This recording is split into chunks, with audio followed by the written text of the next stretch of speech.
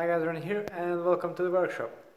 Today I want to share a bit of a reflection with you and I want to react to a couple of points that have been mentioned in my previous video where I stated that I now prefer indoor riding for the winter. And the first thing that a lot of people bashed me about is how do I actually dare to train in winter, because it's the off season and I'm not supposed to do any work. Well, I just can't see why is that a very hard cemented rule in cycling, because it just doesn't make sense to me, you know.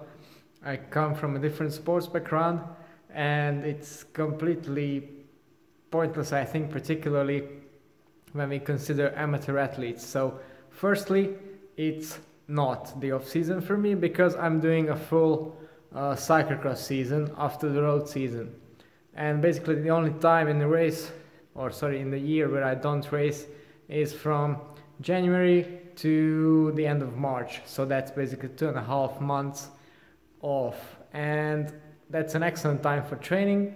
You can really focus on building your threshold because you don't have races to prepare for. Some people say that it's because of, well, you might burn out. Well, why would you? You know, particularly when amateur athletes say this, they do like 100 or 200 hours a year. What do you want to recover from, you know? Okay, if you're a pro athlete doing 1,000 hours per year and doing 80 race days or 100 grand tours, stage races, traveling, etc., okay, you can have a bit of time off, not a problem. You definitely need that. And also, people say that they don't train all winter.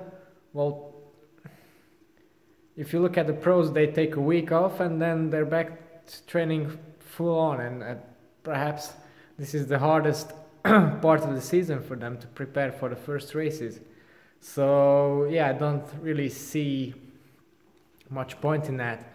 And particularly if you were to take the whole winter, 2 or 3 months where I live, and just go through it with a bit of easy riding, then actually your performance is going to drop and or stay at the same level at the very best case, I think. And well, what's the point then? Because then you're spending all summer and autumn and spring chasing back to where you were before. And the kind of people that say these things to me are the kind of people that have been cycling for 20 years at 2 watts per kilo. And I'm not saying I'm a super fast rider, but I think in the little time I spent cycling the last 3 years, I think I've made some pretty good improvements, and I'm happy about those. And part of those is actually not letting off in the winter. Of course, I don't train hard all the time. Usually every 4 weeks I have an easy week or before an important race, and that allows me to recharge myself and my motivation. Also, speaking of motivation, of course, some people even said that I'm not having fun in this, and I always just train and look at the results, at the power numbers, and that it's all wrong. Well, it works for me. You know, if I wouldn't be doing this day in and day out if I didn't have fun in it. For me, fun is going fast, and if you say that power and being fascinated on power and results takes away from the fun, then you're just wrong, you know. For me, it's the fun, you know, seeing my results improve. In cyclocross, perhaps where power numbers aren't really useful at all. Last year, I was at around 10th, 12th place in terms of average finish. Now I'm racing head to head with the guys that used to lap me last year. That's fun for me, you know, to see that improvement.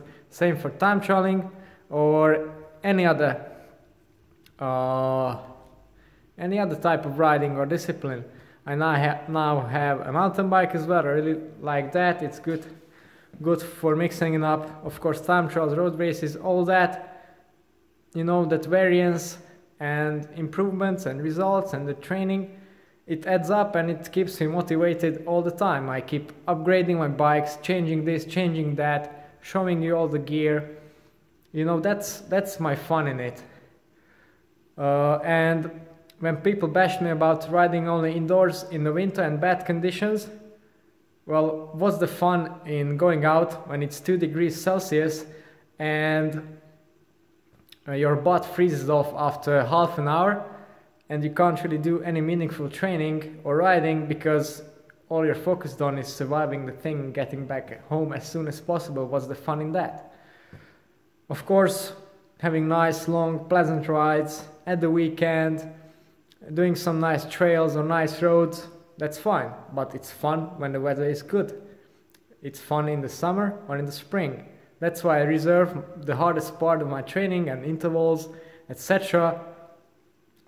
In the winter, because I find that it's most useful. So, and also I try to build up every time, each year, a little bit, and it seems to be working, you know. I try to look after some training facts. I look at the Training Peaks forums, etc. Although I'm no professional, I'm no coach or anything, but yeah, it keeps me going. So I can't really relate to these kinds of people that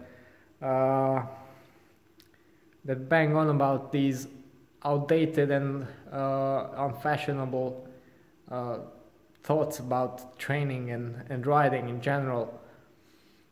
So yeah, power is fun, speed is fun, freezing to death is not fun, Zwift is a lot of fun sometimes, and yeah, it just helps, you know, and keeps me going. That's what's important, and that's what motivates me. This is just my reasoning behind all this.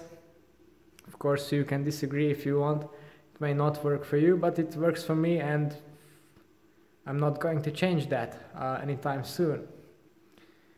Okay, so this was a little bit of a reflection to react on those previous comments. If you want to know more about the actual bikes that I ride, then don't forget to tune into the channel and subscribe. If you want to know more about how I ride and when, then of course there's my Strava account for that. It's all for today. Thanks for watching and see you next time.